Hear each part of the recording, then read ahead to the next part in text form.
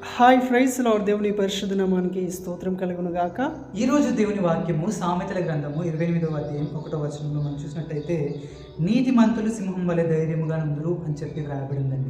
ఆమేన్, హల్లెలూయా. ప్రియమైన వారలారా, ఎవరైతే దేవుని యందు భయభక్తులు కలిగి నీతిమంతులుగా జీవిస్తారో వారి జీవితంలో ఎన్ని శ్రమలు వచ్చినా, ఎంత పెద్ద ఆపద వచ్చినా, ఏ అపాయము వారి ముందున్నా, ఎలాంటి కీడుల గుండా వారు ప్రయాణిస్తున్నా సరే, వారు సేవిస్తున్న దేవుడు, ఆరాధిస్తున్న దేవుడు వారిని విడిపించగలడని, తప్పించగలడని, ఆయన యందు సంపూర్ణమైన విశ్వాసం ఉంచుచు దేని విషయమై భయపడక, దిగులు పడక దేవునిపైన ఆధారపడేవారుగా ఉంటారు.